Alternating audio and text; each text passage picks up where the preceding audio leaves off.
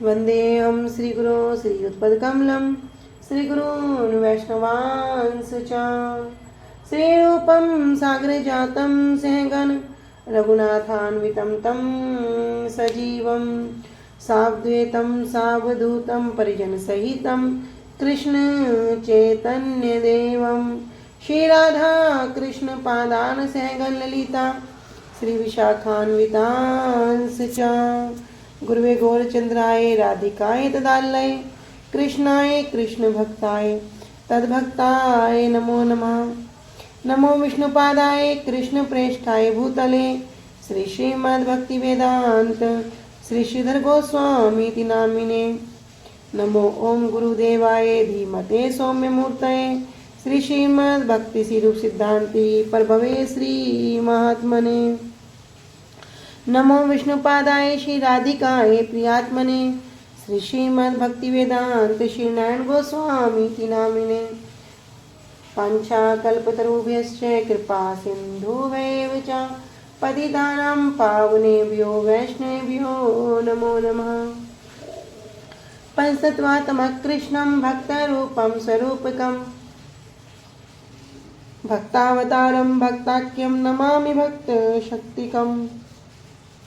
श्री कृष्ण चैतन्य प्रभु नित्यानंद श्री अद्वैत गदाधर श्रीवासादि गौर भक्त वृंदा। हरे कृष्णा कृष्णा कृष्णा हरे हरे हरे राम राम राम हरे हरे। सुप्रथम मेरे परम आराध्यतम गुरुदेव श्री श्रीमद् भक्ति वेदांत श्री श्रीधर गोस्वामी महाराज जी के श्री अभय चरण सरोज में अनंत कोटि दंडवत प्रणाम ज्ञापित करती हूँ। तदुपरांत मेरे परम गुरुदेव नित्य लीला प्रविष्ट ओम विष्णुपाद अष्टोत्तर शत श्री श्रीमद् भक्ति सिरूप सिद्धांति गोस्वामी महाराज जी एवं नित्य लीला प्रविष्ट ओम विष्णुपाद अष्टोत्तर शत श्री श्रीमद् भक्ति वेदांत श्री नारायण गोस्वामी महाराज जी के श्री अभय चरण सरोज में श्रद्धा पुष्पांजलि अर्पण करते हुए उनसे हेतु कृपा की वांछा करती हूँ। उपस्थित वैष्णव जन भक्तवृंद सभी को यथा योग्य दंडवत प्रणाम स्वीकार हो। सभी को हरे कृष्णा दंडवत प्रणाम। हरे कृष्णा दीदी दंडवत प्रणाम सभी को। हरे कृष्णा दीदी दंडवत प्रणाम। हरे कृष्णा दंडवत प्रणाम सभी को। श्री गुरुदेव की अहेतुक कृपा से हमारा जो ग्रंथ चल रहा है उसका नाम है श्री श्री चैतन्य चैतामृत। श्री श्री चैतन्य चैतामृत ग्रंथ के अंतर्गत हम श्रवण कर रहे हैं चतुर्दश परिच्छेद और आ चुके हैं प्यार संख्या 187 पर। अब तक हमारा 186 प्यार संख्या तक हो चुका है। अब इससे आगे हम श्रवण करेंगे। तो अब तक जो महाप्रभु और श्री स्वरूप दामोदर जी के बीच में जो वार्ता चल रही है उसके विषय में हम श्रवण कर रहे हैं कि किस किस प्रकार के क्या भाव हैं, क्या संचारी भाव हैं और क्या क्या किलकिंचित है, कुटुंबित है, विभोग है, इन सब भाव के विषय में श्रवण कर रहे हैं। और जब ये सब भाव राधा रानी में उदित होते हैं, किस प्रकार यदि राधा रानी कृष्ण को अचानक कहीं जा रही हैं या कहीं पर बैठी हैं, एक बार कृष्ण का दर्शन कर लेती हैं, तो ये सब अलंकार, ये सब भाव क्या होते हैं, ये भाव रूपी अलंकार से वे भूषित हो जाती हैं, सज जाती हैं। तो ये हमने श्रवण किया। यहाँ पर कह रहे हैं कि तब श्री स्वरूप दामोदर जी ने कहना आरंभ किया, जिसे सुनकर महाप्रभु के भक्तों को परम सुख प्राप्त हुआ।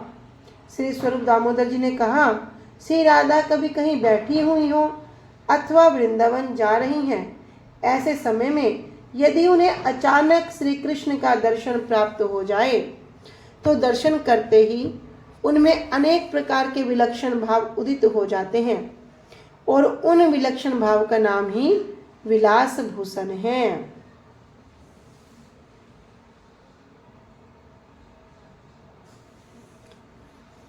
उज्ज्वल नीलमणि में श्री रूप गोस्वामी पाद जी कह रहे हैं, गति स्थान आसन आदि नाम मुख्य नेत्रादि कर्म नाम तात्कालिकम तु वैशिष्ट्यम विलासा प्रिय संगजम।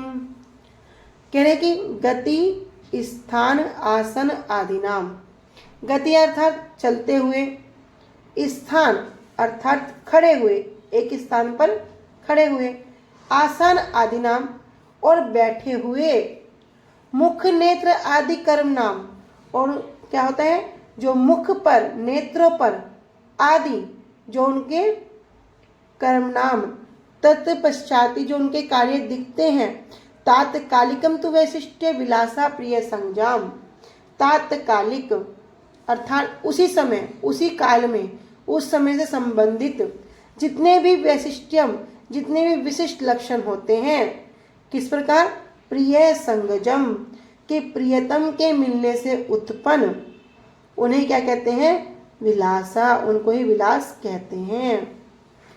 कि प्रिय के संग से उत्पन्न, प्रिय संगम स्थान पर जाना, उनके साथ बैठना आदि एवं मुख नेत्र आदि अंगों का उस समय जो वैशिष्ट्य उदित होता है उसे ही विलास कहते हैं। लज्जा हर्ष अभिलाष संभ्रम वाम्य भाए, एत भावे मिली राधाए चंचल कराए। करे लज्जा, हर्ष, अभिलाष, संभ्रम, संभ्रम अर्थात सम्मान, ऐश्वर्य, वाम्य, वाम्य भाव को हमने श्रवण किया था कि जो वामपंथी गोपियों के लक्षण है, एक होती है दक्षिणा, एक होती है वामा। तो ये वाम्य के विषय में कह रहे हैं कि वामपंथी गोपियों के जो लक्षण है। भय अर्थात भय, एक भाव मिली राधाएं चंचल कराए, जब ये सब भाव मिल जाते हैं, इकट्ठे हो जाते हैं, तो क्या करते हैं, राधा रानी को भी चंचल कर देते हैं। श्री कृष्ण के अचानक दर्शन होने से श्री राधा रानी को लज्जा, हर्ष, अभिलाष, संभ्रम, वाम्य तथा भय, ये सब भाव मिलकर चंचल कर देते हैं। पूरा कृष्ण लोकात् स्थगित कुटिलास्या गतिर्भूत, तिरश्चीनम कृष्ण अंबर दर्वृतम श्रीमुखम अपि, चलत्तारम ईश्वरम नैन युग्मा भुग्नम इति सा, विलासाख्य स्व अलंकार वलित आसित प्रिय मुदा। कह रहे हैं कि पुरः कृष्ण लोकात, नाम सभी को पुरः अर्थात कि राधा रानी के जब सामने कृष्ण आलोकात, क्या करते हैं, भगवान कृष्ण को देखने से ही स्थगित कुटिला, क्या होते हैं, वो रुक जाती हैं। अस्यागति ही अभूत, और जो उनकी गति है वो क्या हो जाती है, स्थिर हो गई। तिरश्चीनम कृष्ण अंबरम, और तिरश्चीनम क्या करती हैं, टेढ़ी होने के कारण कृष्ण अंबर, कृष्ण अंबर किस प्रकार, नीले वस्त्र के द्वारा, दरवृतम श्री मुखम अपि, अपने मुख को क्या करती हैं, अपने वस्त्र से ढक लेती हैं। चलत तारम, और चलते तारों के समान, ईश्वरम नयन युग्मम आभुगनम, उनके जो नयन हैं, दोनों नेत्र अत्यंत टेढ़े हो जाते हैं। विलास साख्य स्व अलंकार, और इसी को क्या कहते हैं, जो वे स्व अलंकार, जो अपने ही अलंकारों से आभूषित हैं, वलित सजी हुई हैं, विलास आख्य, इसी का नाम क्या हो गया, विलास। लेकिन क्यों हो रहा है, प्रिय मुदे है, कि प्रिय के आनंद को बढ़ाने के लिए। कि श्री कृष्ण को सामने देखकर श्रीमती राधा रानी के गमन ने स्थिर होकर कुटिल भाव धारण कर लिया। अब राधा रानी वहीं पर खड़ी हो गई और कृष्ण को देखकर एक कुटिल भाव को धारण कर लिया। उनका मुख कमल नीले वस्त्र से कुछ ढका होने पर भी नेत्रों की दोनों पुतलियां विस्तृत, बड़ी बड़ी, चंचल और वक्र हो गई, टेढ़ी हो गई, एवं विलास नामक अलंकार से मंडित होकर वे श्री कृष्ण के आनंद का वर्णन करने लगी। कृष्ण आगे राधा यदि रहे दंडाइया, तीन अंग भंगे रंगे भ्रूना चाहिया। करे कृष्ण आगे राधा यदि रहे दंडाइया, जब कृष्ण के समक्ष श्रीमती राधा रानी क्या हो जाती हैं, दंडाइया, खड़ी हो जाती हैं, तब तीन अंग भंगे रहे भ्रूना चाहिया, तब वे क्या होती हैं, तीन स्थानों से टेढ़ी हो जाती हैं। त्रिअंग भंगे, और क्या करती है, रहे भ्रू नाचाइया, भ्रू अर्थात बाहें, बोहें जो होती है, कह रहे इनको क्या करती हैं, ये उनकी बोहें नाचने लगती हैं। मुख नेत्रे है नाना भावेर उद्गार, एकांता भावेर नाम ललित अलंकार। करे मुख नेत्र है कि जो उनके मुख पर, जो उनके नेत्रों में है नाना, जो नाना नाना प्रकार के, अनेक अनेक प्रकार के जो भाव उद्गर होते हैं, प्रकट होते हैं, एकांत भावे नाम ललित अलंकार। तो इन्हीं कांत भाव का नाम क्या है, ललित अलंकार कहा जाता है। यदि श्री राधा रानी श्री कृष्ण के सामने खड़ी रहे तो वे त्रिभंग रूप में हो जाती हैं। उनकी भ्रुकुटी अर्थात भुहें नृत्य करने लगती हैं और उनके मुख तथा नेत्रों में अनेक प्रकार के भाव प्रकट होने लगते हैं। कांता के इस भाव का नाम ललित अलंकार है। अनुभाष्य। भक्ति सिद्धांत सर ठाकुर जी कह रहे हैं कि त्रिअंग भंगे, त्रिभंग रूप से अर्थात उनके 3 अंग, गर्दन, कमर और चरण, है उद्गार, है उद्गार मतलब फूटकर बाहर आता है। 3 जगह से वो टेढ़ी हो जाती हैं। कहाँ से, गर्दन से, कमर से और चरण से।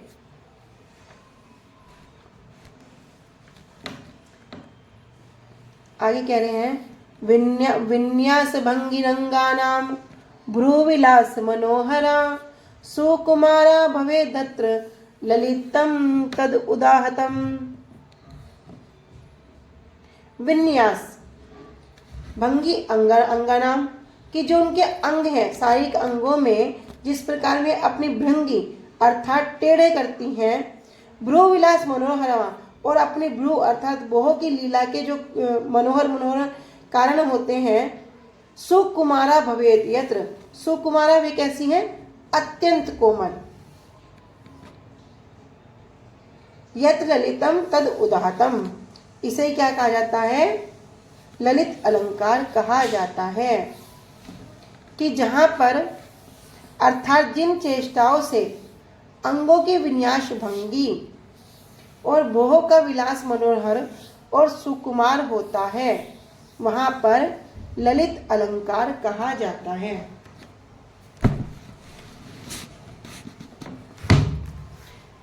ललित भूषित राधा देखे यदि कृष्ण, दुहु दुहा मिली बारे हयन सतृष्ण।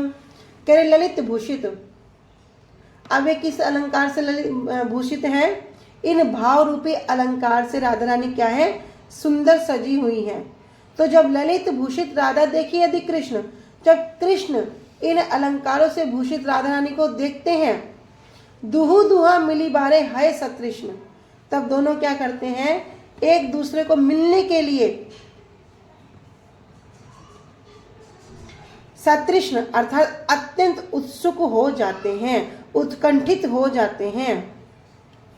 कि जब श्री कृष्ण इन ललित अलंकारों से भूषित श्रीमती राधा रानी को देखते हैं, तब दोनों एक दूसरे से मिलने के लिए उत्कंठित हो जाते हैं, उत्सुक हो जाते हैं। यात्रियग ग्रीवाचरण कटिभंगी सुमधुरा, चल चिल्ली वल्ली दलित रतिनाथोर जित धनु, प्रिय प्रेम उल्लास उल्लिसित ललिता ललित तनु, प्रिय प्रीते शिशा दुदित ललित अलंकृत कृतियुता।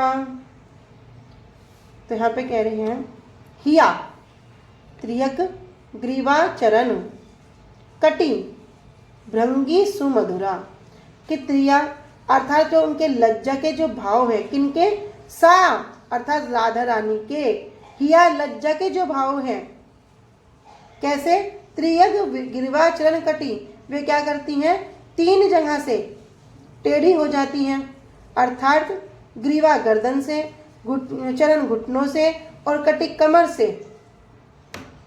3 जगह से टेढ़ी होने पर भी क्या होता है, सुमधुरा, वे क्या है, सुमधुर है, अत्यंत कोमल हैं, कृष्ण के मन को हरण करने वाली हैं। चलचिवल्ली दलित, कह रहे चल चिल्ली अर्थात जो चंचल चंचल अपने बोहों से,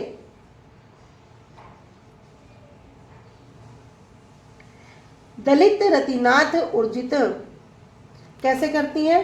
रतिनाथ जो कामदेव है उनको भी क्या करने वाली है? उनको भी हरा देने वाली है। और प्रिया प्रेम उल्लास, और जो प्रिया है उनके संपूर्ण जो प्रेम है उन प्रेम पूर्ण भाव के कारण उल्लासित होकर प्रेरित होकर ललित आलालित तनुहु, जिनका शरीर किस प्रकार ढक गया?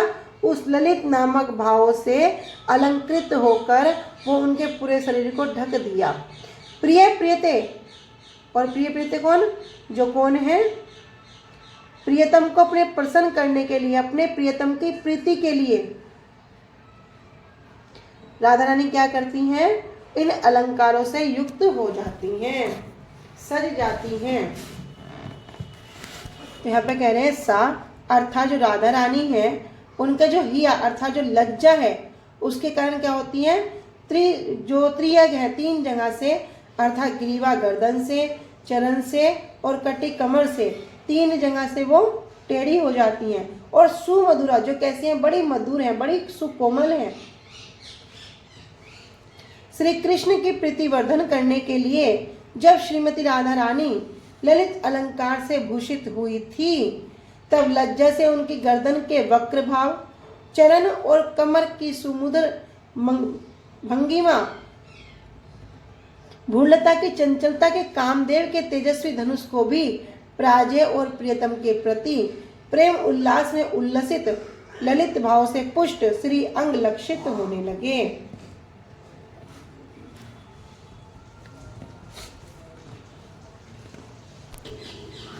लोभया श्री कृष्ण करे कंचुक आकर्षण, अंतरे उल्लास राधा करे निवारण। लोभयासी, अब कृष्ण क्या है? कृष्ण लोभ में आ गए और लोभ में आकर क्या करते हैं? कृष्ण करे कंचुकार्षण, कंचुका कहते हैं जो चोली होती है उसको कह रहे हैं। तो क्या करते हैं? श्री कृष्ण लोभ में आकर आगे जाकर क्या करते हैं? राधा रानी की चोली को खींचते हैं। अंतरे उल्लास, और राधा रानी को क्या होता है? अंदर से बड़ा उल्लास होता है। किंतु राधा करे निवारण, बाहर से क्या करती है? बाहर से उनको मना करती है कि ऐसा नहीं करो बाहर से उनको रोकती है। बाहिरे वामता क्रोध भीतरे सुख मने, कुटुमित नाम एई भाव विभूषणे।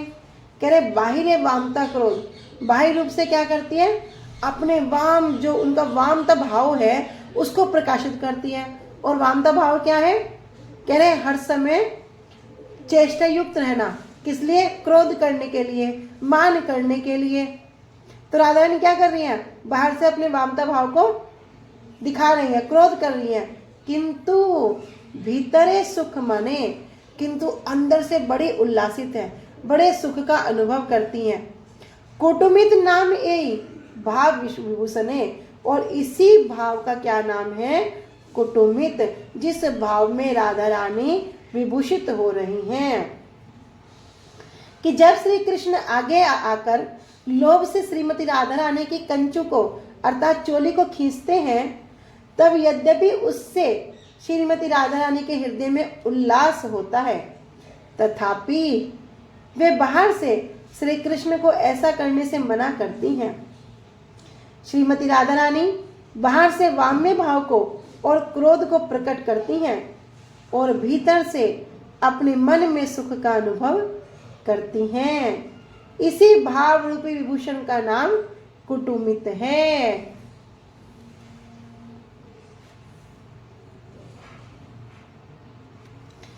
स्तन अदर आदि ग्रहणे हत प्रीतवा अपि संभ्रमात्, बहिर्क्रोधो व्यथिवत् प्रोक्तम कुटुमित बुद्धि। कह रहे स्तन अर्थात स्तन, अधर आदि उनके होठ आदि, ग्रहणे हत प्रीताव अपि सम्राट, कि सम्राट सम्मान के कारण ग्रहणे छुए जाने पर हत प्रीति, हत अर्थात हृदय की जो संतुष्टि है होने पर भी संभ्रमा, सम्मान के कारण क्या करती हैं? बहिर्क्रोध है, बाहर से क्रोध प्रकाशित करती हैं, दुख प्रकाशित करती हैं। वत प्रोक्तम कुटितम, और क्या है? बुद्धि, बुद्धि अर्थात विद्वानों के द्वारा इसी को कुटुमित भाव कहते हैं। कि चोली या मुख को ढकने वाले आंचल को स्पर्श करने के समय हृदय प्रफुल्लित होने पर भी, हृदय क्या हो रहा है? बड़ा आनंदित हो रहा है। जब कृष्ण राधा रानी के वस्त्र को, चोली को क्या करते हैं? उनको पकड़ते हैं, आंचल को पकड़ते हैं, तब राधा रानी का हृदय अंदर से बड़ा प्रफुल्लित होता है, बड़ा प्रसन्न होता है। किंतु संभ्रम के कारण, सम्मान के कारण क्या करती हैं?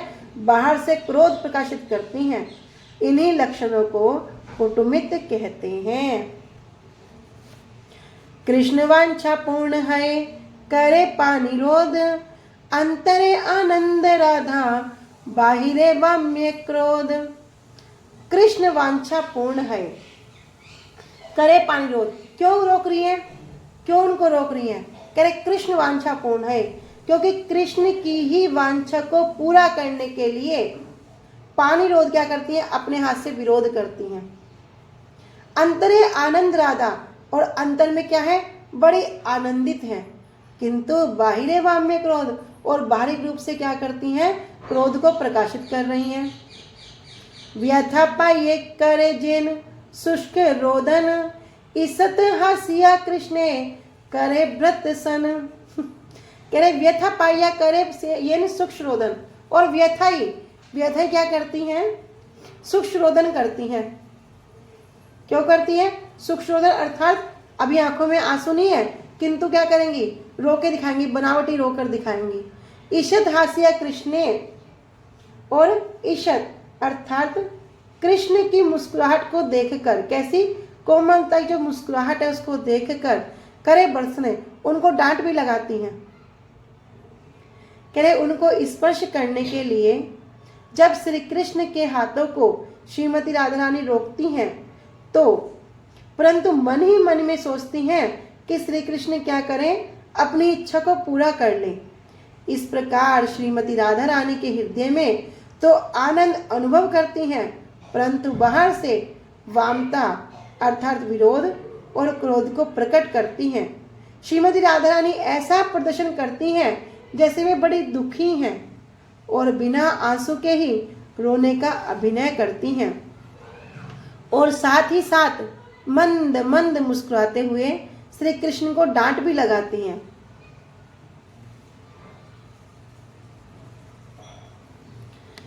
पानिरोधम विरोधित वांछम भ्रतसनाश्च मधुर स्मित ग्रवः, माधवस्य कुरुते कर भोरुर हारी सुक्षुदितश्च मुखे अपि। यहाँ पर कह रहे हैं कि पानी रोधम, अब क्या किया? अब उनके हाथ को रोक दिया। अविरोधित, बिना रुकावट के वांछम, क्या करना चाहती हैं? कि कृष्ण अपनी इच्छा को तो पूरा करें, किंतु भी क्या करते हैं? व्रत सनाश्च, लेकिन उनको ताड़ना भी करती हैं। और मधुर स्मित गर्भा, और क्या करती हैं? मृदु अर्थात मंद मंद मुस्कुराने के साथ क्या करती हैं? उनको डांटती भी हैं। माधवस्य कृते कर भोरुर, और माधवस्य अर्थात माधव श्री कृष्ण का किस प्रकार करती हैं? कह रहे कर भोरुहारी सुकृदित से मुखे अपि, कि श्री कृष्ण के हाथों के द्वारा उन्हें स्पर्श करने की चेष्टा को रोकने की इच्छा नहीं होने पर भी शिशु हाथी की सूंड के समान जंगा वाली श्रीमती राधिका श्री कृष्ण के हाथों की चेष्टा का विरोध करते हुए मधुर मुस्कान के साथ उनको डांटती हैं और मनोहर सुक्षरोधन अर्थात रोने का दिखावा करने लगी।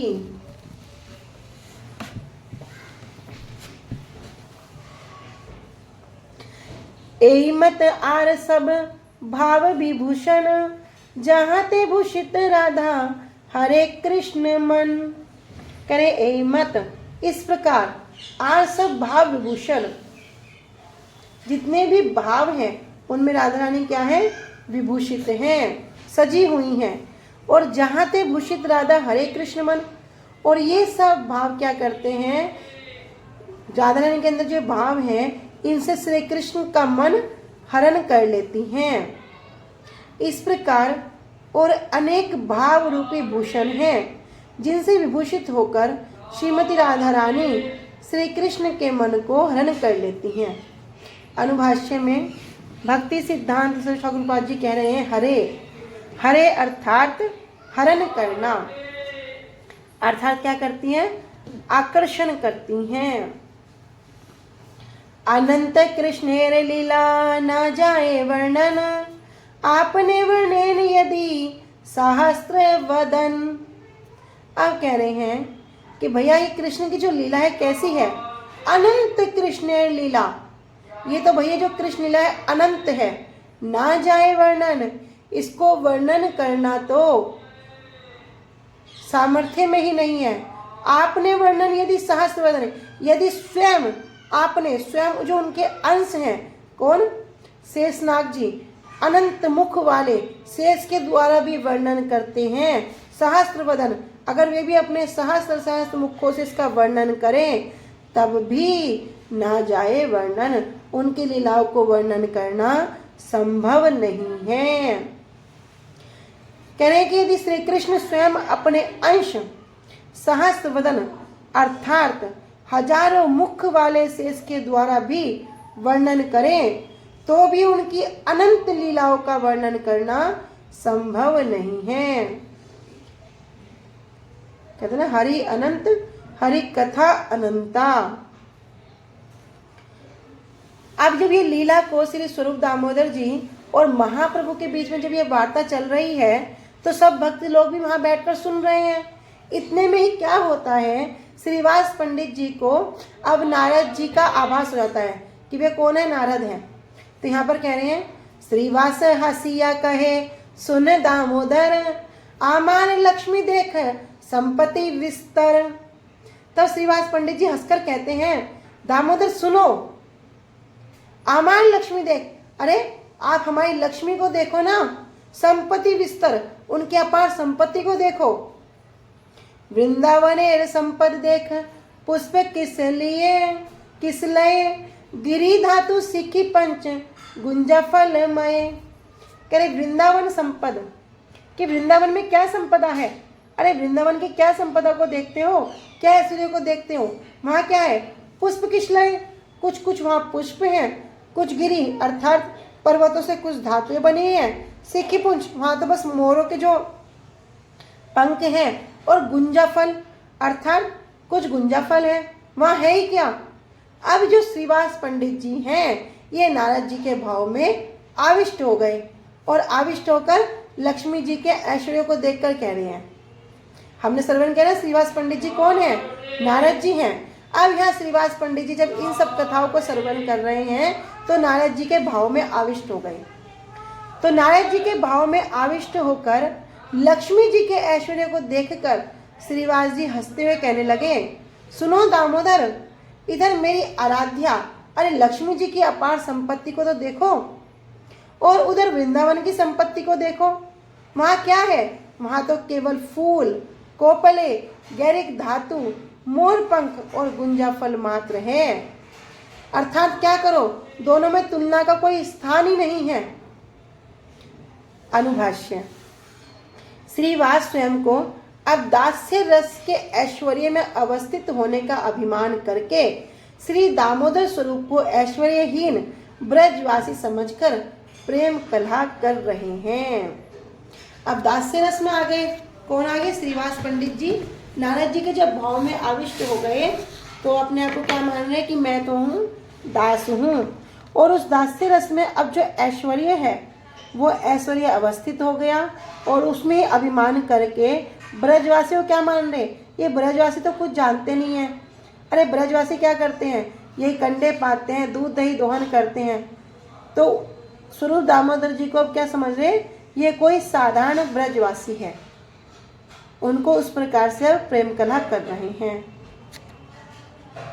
वृंदावन देखी बारे गेला जगन्नाथ, सुनी लक्ष्मी देवी रे मने हैल आसोयाथ। कह रहे वृंदावन धाम देखी बारे। अरे वृंदावन धाम को देखने के लिए गेला जगन्नाथ जी गए हैं।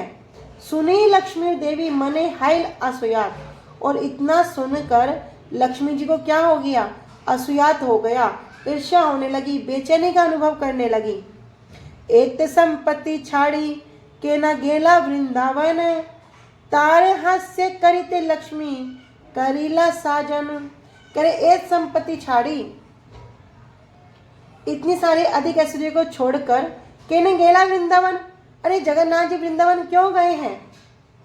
तार हास्य करिते लक्ष्मी करीला साजन। और वृंदावन का मजाक उड़ाने के लिए लक्ष्मी जी ने क्या किया? इतनी साज सजावट की, अर्थात पूरे अपने ऐश्वर्य से युक्त होकर अब क्या कर रही है? जगन्नाथ जी को देखने के लिए गई है। कहाँ गए हैं? एक दिन के लिए बोल के गए थे, आज 4 दिन 5 दिन बिता गए। तुम्हारे ठाकुर देख एत संपत्ति छाड़ी, पत्र फल फूल लोभे गेला पुष्प बाड़ी। कहे तुम्हारा ठाकुर, और ये जो ठाकुर हैं, ये जो आपके स्वामी हैं, देखो तो कैसे हैं?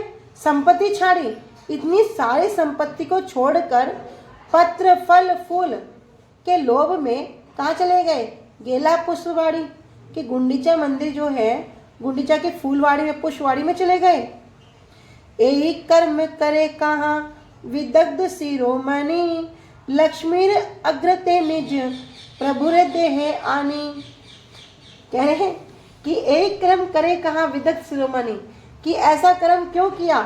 अरे तुम्हारे जो स्वामी हैं हर बात में तो बड़े पटु हैं, बड़े चंचल हैं, तो ऐसा कर्म क्यों किया?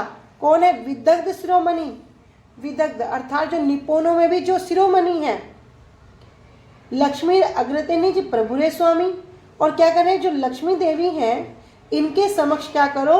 अपने स्वामी को लाकर यहाँ पर खड़ा करो। तब श्री जगन्नाथ जी को वृंदावन देखने गए हैं।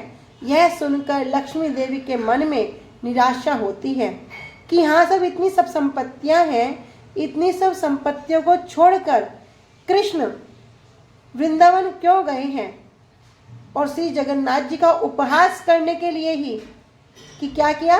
अरे इतना सारा ऐश्वर्य छोड़कर वहां जा रहे हो, वहां पर क्या मिलेगा? फल पत्ते पुष्प यही तो मिलेंगे, लेकिन यहाँ इतना सा ऐश्वर्य छोड़कर जा रहे हो। कह रहे जगन्नाथ जी का उपहास करने के लिए ही लक्ष्मी जी ने क्या किया? बड़े सज धज कर अपने ऐश्वर्य को दिखलाया। लक्ष्मी जी की जो दासियां हैं उन्होंने क्या किया? जगन्नाथ जी के सेवकों को पकड़ लिया और क्या कह रही है? तुम्हारे ठाकुर, तुम्हारे जगन्नाथ जी इतनी संपत्ति को छोड़कर पत्र फल फूल के लोभ से पुष्प उद्यान में चले गए, बगीचे में चले गए। विदग्ध शिरोमणि होकर भी अरे ऐसा कार्य क्यों करते हैं? श्रीकता से अपने प्रभु को लाकर लक्ष्मी जी के सामने पेश करो, उनके सामने उनको खड़ा करो। अमृतपुरा भाष्य में कह रहे हैं आसयात, आसूया युक्त अर्थात स्वल्प ईर्ष्या युक्त। लक्ष्मी जी की दासियां कह रही हैं, ओहे जगत बंधु के सेवकों। अब जगन्नाथ जी के जो दास हैं, सेवक हैं, उनसे कहती हैं, ओहे जगत बंधु के सेवकों, देखो इतनी संपत्ति को छोड़कर फल पत्र पुष्प के लोभ से तुम्हारे ठाकुर अर्थात जो तुम्हारे स्वामी हैं पुष्पोद्यान में गए हैं। अभी लक्ष्मी देवी के समक्ष अपने उन प्रभु को लेकर उपस्थित करो। तब क्या करते हैं? करे एत बलि लक्ष्मी रे सब दासी गने, कटी वस्त्र बांधी आने प्रभुर निज गने।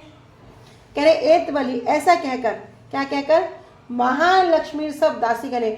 जब सब लक्ष्मी जी की दासियां इस प्रकार कहती हैं, कटी वस्त्र बांधी आने प्रभु निज से, तो उनके निज सेवकों को क्या करती हैं? उनके कमर को बांधकर, वस्त्रों से बांधकर, पूरा बंदी बनाकर लक्ष्मी जी के सामने उनको प्रस्तुत करती हैं।